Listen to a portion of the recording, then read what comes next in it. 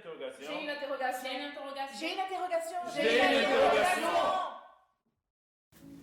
Bonjour à tous, bienvenue à nouveau dans notre émission J'ai une interrogation. Je me présente, je suis Alan Berry, un des animateurs de cette émission. Je suis en compagnie de Rania Diabaté et de Valérie Nabi. Bonjour. Aujourd'hui, on veut continuer à parler du pardon. On a vu que c'est pas toujours évident de pardonner, de relâcher. Est-ce que oublier c'est pardonner? Est-ce qu'on doit rétablir une relation quand on demande pardon?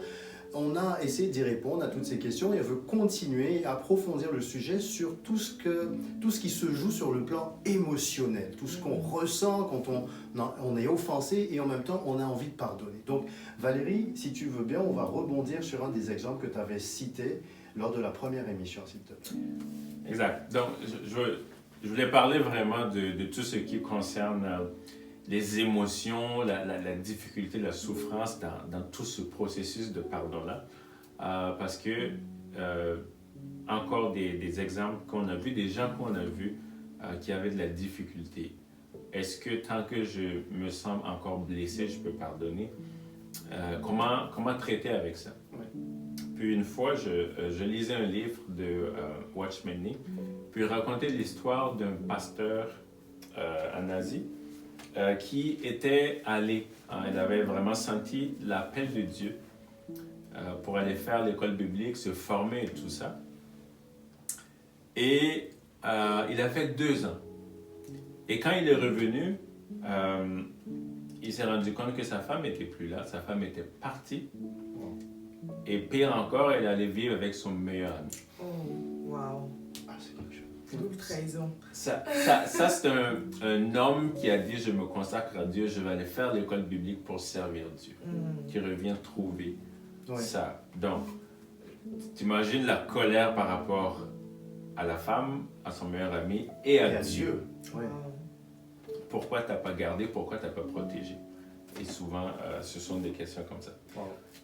Et il a tout fait parce que Dieu, bien sûr, lui a parlé, il sait qu'il doit pardonner, mais il en veut à toutes ces personnes-là. Puis, à un moment donné, il n'arrive pas à pardonner. Puis, il va voir un jour Watchman Nee, puis il lui demande, il dit, voilà ce qui s'est passé, j'essaie de pardonner cet homme, ma femme, puis j'arrive pas. Puis il lui demande, qu'est-ce que tu fais? Puis il dit, j'essaie de toutes mes forces, j'essaie de me dire que je le déteste pas, que je lui en veux pas, j'essaie de me dire toutes sortes de bonnes choses sur lui, mais j'arrive pas. Puis il lui dit, ben, c'est là ton problème. Il dit, tu essaies de lui pardonner, tu ne peux pas. Tu essaies, il y a un déni qui est là. Il lui dit, tu as besoin d'aller devant Dieu et de dire à Dieu réellement ce que tu ressens. Ces blessures, cette colère, cette haine et tout ça. Puis c'est la première étape. Et comme on l'a dit dans l'émission précédente, le déni est une des choses qui fait que plusieurs qui veulent pardonner réellement n'arrivent pas. Parce qu'on essaie de cacher quelque chose dans un mal qui a été fait.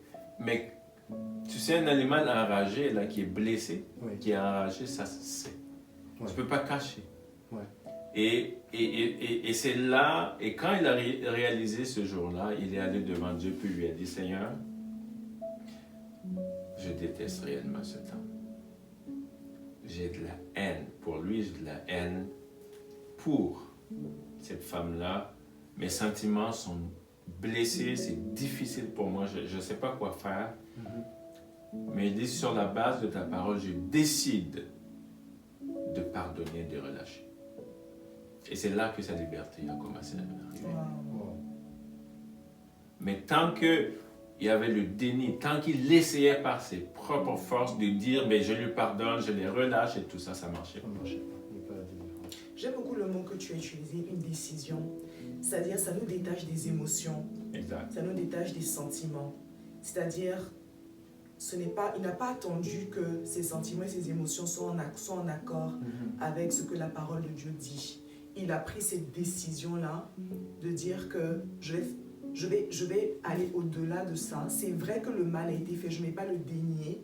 C'est vrai que le mal a été fait, je vais l'exprimer à Dieu, mais je prends cette décision-là de commencer peut-être le processus du pardon, parce que peut-être que ce n'est pas ce même jour-là qu'il a pardonné, mais au moins il a pu entamer le processus du pardon qui éventuellement va aboutir au pardon complet de ces personnes-là. Ça pose la question, est-ce que le pardon est immédiat? Est-ce que la guérison est immédiate?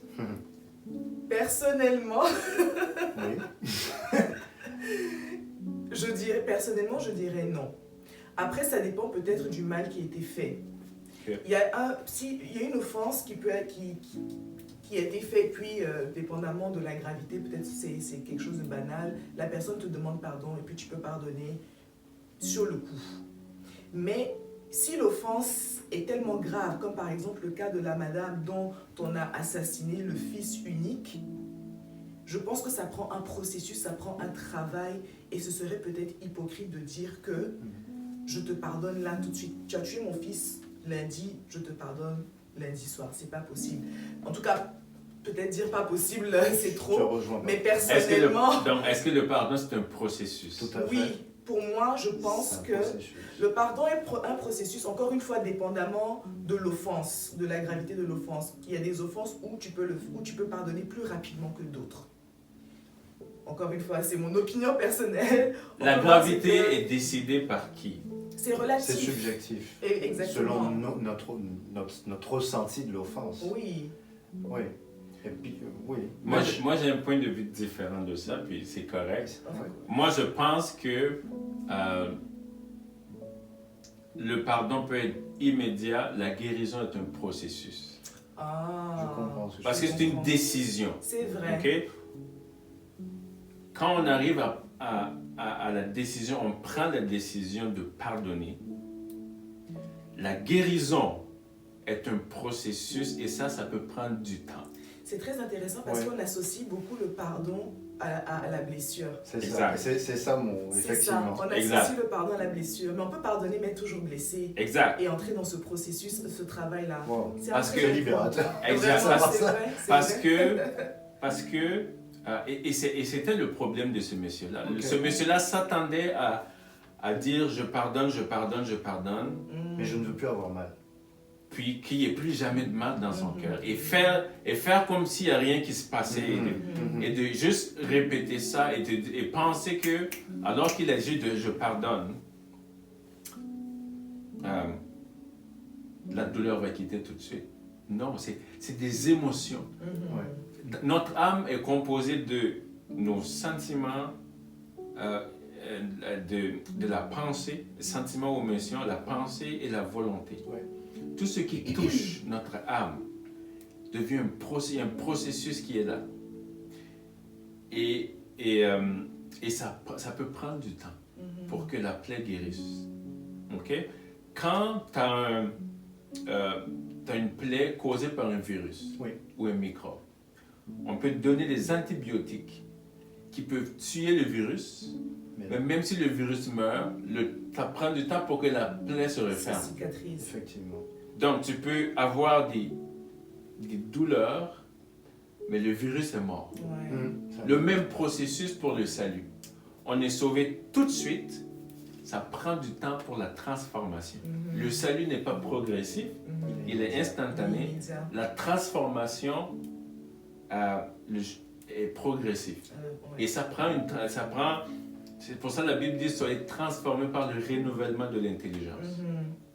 Donc c'est très important à saisir parce qu'il y a des gens qui disent, parce que quand on reste sur le thème du processus, des gens ne pardonneront jamais. Parce qu'ils vont dire, quand je serai presque guéri, je pardonnerai. Non. Tu prends la décision, comme Dieu a dit.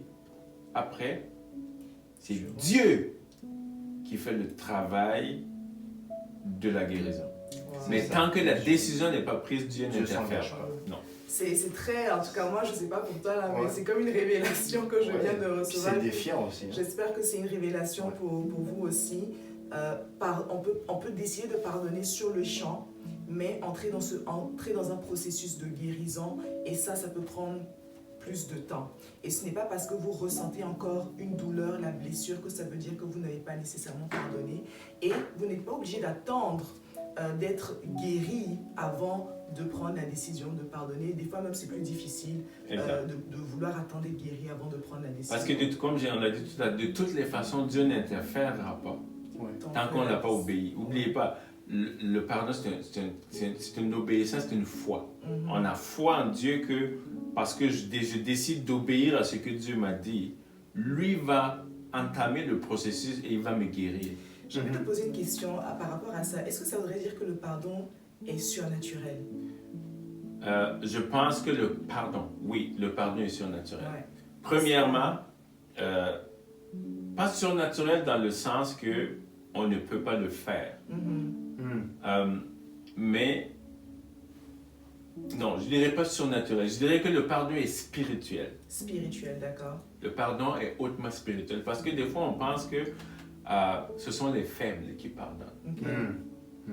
Tu sais, il ne peut rien faire. Il n'y a rien d'autre à faire, il est obligé de pardonner. Mais ce sont les forts qui peuvent pardonner. C'est hautement spirituel. Quand on prend la décision, il y a un processus spirituel qui commence. Et vous savez, pour pouvoir toucher des émotions, l'âme positivement, ça prend que l'esprit soit touché. Donc, alors qu'on prend la décision de pardonner, d'obéir à Dieu, l'Esprit de Dieu qui est en nous commence un travail. Et ça, c'est là où il y a le côté surnaturel. Oui. Et ça vient, ça quitte et ça touche notre âme. Et des fois, toucher le corps. Parce qu'on va le voir après les conséquences du pardon. Wow. Souvent, quand j'ai besoin d'encourager ma foi, je m'appuie sur des exemples bibliques. Est-ce que tu aurais des exemples bibliques de pardon ou qui vont venir comme nous dire oui, on fait le bon choix de décider de pardonner finalement, puis qu'est-ce que la Bible nous relate comme exemple? Le premier exemple biblique que je prendrais, c'est Dieu. Oui, ben oui. Vous savez, quand Adam et Ève ont péché,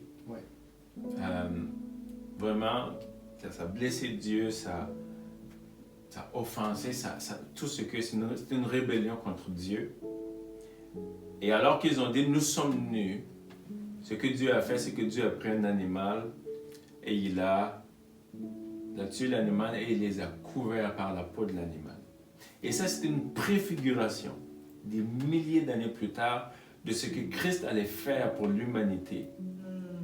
Et ça, il était en train de dire à l'homme, oui, tu es chassé du jardin, mais je veux préalablement te dire que plus tard, il va venir un pardon de ma part. Wow. Donc, quand on décide de pardonner, c'est pour ça que je dis, le pardon, c'est pour les forts. Quand on décide de pardonner, on décide de faire comme Dieu. Quelqu'un a dit que la clé du pardon se trouve dans la deuxième syllabe du mot. Don. Car Dieu a tant aimé le monde qu'il a donné. Donc, c'est le premier exemple. On ne peut pas passer. C'est pour ça que Dieu tient tellement au pardon. On ne peut pas échanger le pardon contre donner plus de dîmes, prier plus, être plus. Non. Il faut faire comme Dieu. Il faut faire comme Dieu. Et puis, pour rebondir là-dessus, pardonne nos offenses comme nous pardonnons à ceux qui nous ont offensés. Effectivement. Il y a plusieurs qui ne peuvent plus faire cette prière-là. Ben non. Parce qu'ils retiennent même des fois, je suis mal à l'aise de le faire parce que je me rappelle que je n'ai pas pardonné. Et il y en a qui le font aussi sans s'en rendre compte. Oui. Pardonne-nous nos offenses comme nous pardonnons à ceux qui nous ont offensés. Le comme veut dire de la même façon. Ça veut dire que si je pardonne 4 fois puis je ne pardonne plus, on est en train de dire à Dieu, pardonne-moi 4 fois et ne me pardonne plus. Ça fait peur. Puis il y a même quelque chose, oui, ça fait peur, mais il y a un autre passage de la Bible où Jésus dit, si tu ne pardonnes pas à ton frère, Dieu lui-même ne te pardonnera pas. Définitivement. Ouais, c'est vraiment un exemple biblique. C'est dit plusieurs fois. Si vous ne pardonnez pas aux autres leur offense, votre Père ne vous pardonnera pas non plus. Donc, on parle de serious business. C'est des affaires sérieuses. Oui. Comment pouvons-nous vivre sans le pardon de Dieu? Et combien de fois est-ce que nous sommes allés à genoux demander pardon à Dieu? C'est tous les jours. Oui, tous les jours. C'est vrai, on oublie. En fait, quand tu te mets dans cette perspective-là, peut-être que ça peut aider à pardonner plus rapidement. Parce que des fois, je me dis, vraiment, le nombre de fois que je vais demander pardon à Dieu, des fois pour les mêmes affaires, et Dieu est tellement bon, il me pardonne, il me pardonne, il me pardonne, il me pardonne. Et le simple fait d'imaginer que Dieu ne me pardonnerait pas, c'est impensable. Les conséquences sont tellement graves que quand quelqu'un vient te demander pardon, toi-même tu te mets dans cette position-là de Dieu, tu te dis quand je vais demander pardon à Dieu, et si Dieu me répondait de la même manière que j'ai envie de répondre à cette personne. Jésus raconte une parabole par rapport à ça, l'homme qui devait, quand on convertit aujourd'hui des millions au roi, puis qui supplie le roi que le roi lui fait grâce, puis lui sort, il rencontre son camarade qui lui doit des centaines de dollars, qui lui serre le cou, puis lui dit remboursement. Il dit quand on a dit ça au roi, le roi était touché. Il dit moi, je t'ai fait grâce de millions de dollars, et toi, tu vas mettre cet homme-là en prison pour ça. Il dit mettez-le en prison jusqu'à ce qu'il ait remboursé. Et on va le voir peut-être dans les conséquences du pardon. Une des armes les plus destructrices de l'ennemi, c'est l'offense. Parce qu'il sait que l'offense entraîne le manque de pardon. Et le manque de pardon est une des causes qui limite spirituellement beaucoup de chrétiens. Parce que tu te mets toi-même en prison. Et quand on est en prison, on ne peut pas avancer.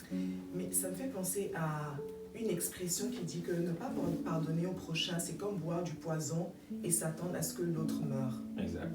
Et c'est vraiment fort parce que effectivement toi-même, tu es dans une prison et bien souvent, des fois, l'offenseur ne sait même pas qui t'a causé du tort. On dit des fois que le pardon est égoïste et c'est vrai. Je ne pardonne pas forcément pour l'autre, mais même pour moi. Mais c'est vrai, pour te libérer toi-même, parce que tu es littéralement dans une prison. Mais j'ai envie de vous demander, pourquoi est-ce si dur de pardonner? Parce qu'on s'aime trop. Parce qu'on estime que, je sais pas, qu'on ne méritait pas ce qui nous est arrivé, ou je sais pas, il y a quelque chose de l'ordre de l'orgueil, hein, il y a quelque chose, parce que quand on doit relâcher quelqu'un, c'est qu'on va s'oublier soi-même, on va oublier l'offense. Je pense qu'il y a une dimension d'orgueil là-dedans. En tout cas, pour ma part, dans ma perception, c'est dur de pardonner, parce que je pense à moi d'abord. C'est sûr que la question du moi, et c'est très fort. Vous savez, quand on dit la question qu'il faut pardonner, c'est qu'il y a une offense quelque part. Une offense, c'est comme si on te mettait un couteau dans... puis on te déchirait. Tes émotions, tes sentiments sont déchirés. Et ça prend beaucoup de temps, des fois, dépendamment du background de la personne aussi. Ça prend beaucoup de temps avant de cicatriser. Et comme on l'a dit tout à l'heure, on essaie des fois de se fier sur nos ressentis pour pardonner. Et on ressent toujours le mal. Et c'est ça des fois qui est plus difficile à séparer parce que la douleur est tellement là. Et cette douleur-là est ravivée par nos pensées. Nos pensées. Pourquoi?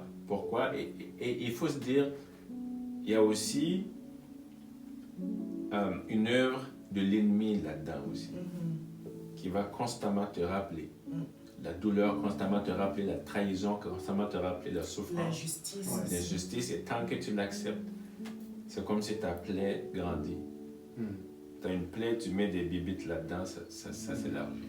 Je veux rebondir sur ça, et puis je me rappelle quand on préparait l'émission, tu nous avais cité l'exemple de cette femme qui était aux prises avec de la rancœur pour son mari décédé. Finalement, puis la question qui vient sur cet exemple-là, c'est quelles sont les conséquences du non-pardon? On Mhm. parle des conséquences relationnelles, mais puis on parlait tantôt, c'est ne pas pardonner, c'est boire du poison et espérer que l'autre meure, mais finalement c'est un poison qui nous fait du mal à nous.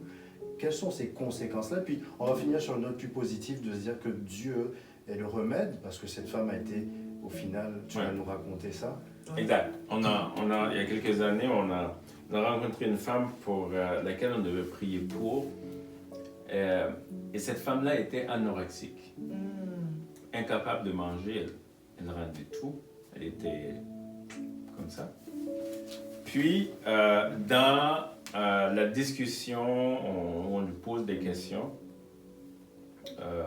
Puis c'est très important quand on doit prier pour quelqu'un, pour la délivrance ou des choses comme ça, c'est vraiment d'être sensible au Saint-Esprit, pour que le Saint-Esprit vous amène à pointer du doigt Le vrai problème. parce que on peut discuter de tout et juste voir les symptômes. Ouais. Ok, c'est quoi? On va prier contre l'anorexie, esprit d'anorexie, on ne sait même pas si ça existe, puis sors, puis finalement tu as passé 2 heures à chasser un esprit qui n'existe pas. Et tu l'as laissé avec son problème. Fait que, c'est juste.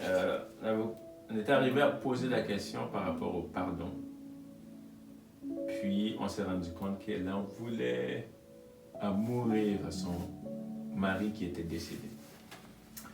Après le décès du mari, elle s'est rendue compte que le monsieur abusait de leur enfant. Ouais, je comprends. Oh là là là là.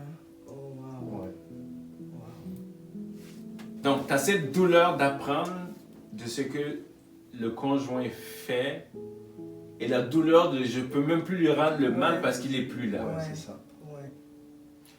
Et ça l'a plongé dans une souffrance émotionnelle incroyable.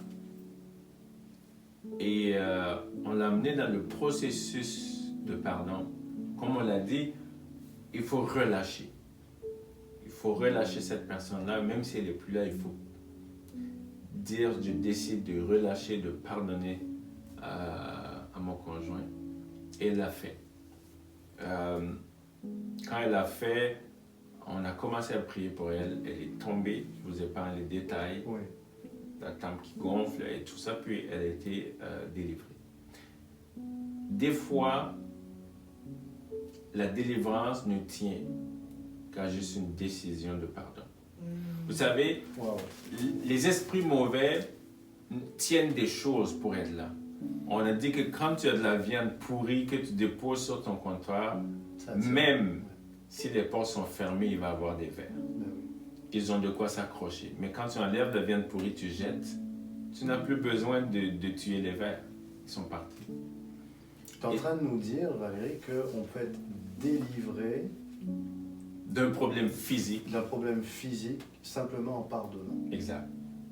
Wow. Et j'ai même entendu des témoignages où des femmes qui étaient handicapées, alors que l'homme de Dieu venait pour prier pour la personne, le Saint-Esprit lui dit, par rapport à sa mère, et quand elle a entendu ta mère, elle a explosé, dit jamais je pardonnerai cette femme-là. C'était son problème comme ça. Wow. Et ils l'ont amené dans un processus de pardon. Et quand elle a pardonné, elle s'est levée de sa chaise. Wow. Le manque de pardon est vraiment un poison, littéralement dans ton corps. Parce que non seulement avec l'exemple, les 2 témoignages que tu viens de partager, ça confirme que le pardon est vraiment spirituel, Oui. mais aussi que ça a des conséquences physiques dans notre corps.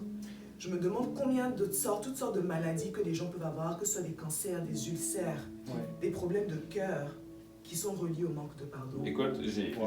j'ai lu Ouais. des chercheurs de l'Université de Tennessee. Mhm. On dit qu'ils ont fait une étude que la colère, l'offense, le manque de pardon augmente la tension artérielle. Donc des gens vivent d'hypertension par manque de pardon. Et ils ont réalisé que le pardon faisait baisser la tension artérielle. Il faut pas oublier que le corps est interrelié. Ben oui. Nous sommes un esprit dans un corps avec une personnalité. Dieu a soufflé l'esprit, quand ça a touché le corps, nous sommes devenus une âme vivante. Donc, quand l'âme est touchée, parce que le manque de pardon et de souffrance sont dans l'âme. Oui. Quand l'âme est touchée, notre corps réagit. Et ces mêmes études-là, un certain docteur Carl Simonton démontre la relation causale qui relie les émotions, douleur, souffrance, tout ça, à la genèse des cancers. Wow. Un cancer, ce sont tes propres cellules qui se remettent à attaquer ton propre corps, qui deviennent folles et qui attaquent ton propre corps. Donc, quand émotionnellement tu es touché, affecté avec des pensées négatives, le signal que ça envoie à ton corps, c'est que je ne vais pas bien, cellules capotées. Donc en gros, si on peut résumer, c'est si tu veux être en santé, pardonne. Si tu veux être en santé physique, spirituelle, émotionnelle, prends la décision de pardonner. Exactement.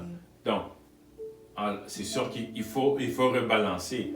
La cause de toutes les maladies, c'est Oui, pas le manque de pardon. C'est clair. Mais C'est il y a conséquences. De graves conséquences. Wow, Oui. Je pense que j'allais demander pourquoi est-ce que c'est important de pardonner, mais je pense que ça a répondu Oui, ça déjà répond clairement. à la question, que ce soit sur le point de vue émotionnel, physique, spirituel. Comment est-ce que pardonner a des conséquences et relié à tous ces aspects-là. Spirituel, on l'a déjà dit, ça limite notre croissance spirituelle. Ouais. Parce que tu te mets dans une prison et tu ne peux plus avancer avec Dieu. Ouais. Et tu t'exposes aussi à ce que Dieu ne te pardonne pas non plus, parce que la Bible dit clairement, si tu ne pardonnes pas ton prochain, moi non plus, je ne te pardonne pas. Et littéralement, ça ouvre des portes à l'ennemi. Il y a un verset dans la Bible où quand l'apôtre dit de ne pas se coucher sur la colère, le verset qui dit, c'est de ne pas ouvrir des portes à l'ennemi. Il y a un « et ». Ne donnez pas accès au diable. L'offense, la colère, et tout sont des grandes portes ouvertes à l'ennemi. Et des fois, l'ennemi, quand il ne peut pas utiliser la question de la sainteté, de l'impureté, tout ça pour toucher les gens, il va utiliser la question de l'offense et de la colère. Et dès que ces choses-là sont faites, ça ouvre des portes, puis l'ennemi peut rentrer. Et Dieu est très exigeant par rapport à ça.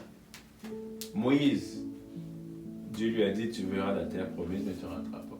Parce que tu as réalisé. Il dit, tu ne m'as pas sanctifié.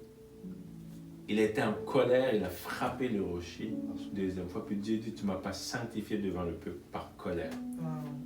Wow. Le manque de pardon, c'est C'est fort, une parce portée que peut-être large. on pense que le manque de pardon, ce n'est pas aussi grave que telle ou telle affaire, mais on se rend compte que c'est même bibliquement, quand on voit ce que Dieu a fait, Dieu nous a pardonné, c'est de là que vient la fondation même de notre vie spirituelle avec le Seigneur Jésus, la croix, etc. Ça vient de là, ça vient vraiment du pardon. Donc je peux comprendre comment est-ce que c'est vraiment important pour Dieu. Est-ce que c'est quoi le dernier mot de la fin? Moi, j'ai envie de dire, Valérie, Rania et vous, chers téléspectateurs, on a envie de vous laisser avec un mot de prière. Moi, en entendant tout ça, j'ai surtout envie de demander à Dieu de nous aider à prendre cette décision, à prendre toute l'incidence du non-pardon, mais aussi l'incidence du pardon. On a vu que ça faisait du bien pour notre corps. Ça peut même être un début de bénédiction pour d'autres personnes. On a vu avec cet exemple de cette maman qui a pardonné cet homme, qui est maintenant devenu évangéliste et tout ça. Donc, Valérie, si tu veux bien prier selon ce que l'Esprit te met à cœur, bien sûr, mais sur cette question-là, s'il te plaît. Avant la prière, je veux vraiment redire ce que vous avez dit parce que je trouve que c'est tellement important qu'on ne garde rien dans nos cœurs. Ouais. Que l'offense, la colère, tout ça. Puis, tu sais, on peut comprendre la souffrance qu'il peut avoir d'être trahi, d'être blessé, de tout ça, on ne peut pas justifier. Ouais. Mais pour le bien de ceux qui nous écoutent, c'est vraiment de faire le choix de relâcher. Au niveau des couples, de se pardonner, Oui. de se relâcher parce que c'est un obstacle à la réponse aux prières. Plusieurs couples qui prient pour des choses, mais Et le ciel est fermé. et le ciel est fermé parce qu'ils décident de se pardonner. Donc au niveau des couples, de pardonner, de relâcher. C'est important. Pour des gens qui ont vécu des blessures depuis longtemps, il y a des gens qui en veulent à leurs parents, en veulent à des gens qui les ont fait du mal depuis des années, depuis leur enfance. Je pense aujourd'hui c'est le moment de dire, je relâche cette personne. Je décide de me libérer en te faisant un don. Je décide. Oui, c'est vraiment, je veux me libérer. Cette souffrance-là est intenable. Ma santé physique, émotionnelle et spirituelle en prend un coup. Je sors de là aujourd'hui. Et le moyen, c'est je te fais un don. Je te fais ce cadeau-là. Je ne me vengerai pas. Je quitte de cette souffrance. Et je veux vraiment prier que Dieu le fasse. Puis, pour ceux qui nous écoutent, s'ils veulent vraiment mettre la main sur leur cœur et vraiment dire à Dieu, Seigneur, je prends la décision aujourd'hui, Seigneur, je prends la décision aujourd'hui sur la base de ta parole, sur la base de ta parole. parce que je t'aime Parce que Parce que je t'aime plus que mon offense, plus que mon offense. et parce que je veux t'obéir, Et parce que je veux t'obéir. je décide de pardonner. Je décide de pardonner. Et vous qui m'écoutez, vous mettez le nom de la personne devant ça et de relâcher ces personnes dans le nom de Jésus.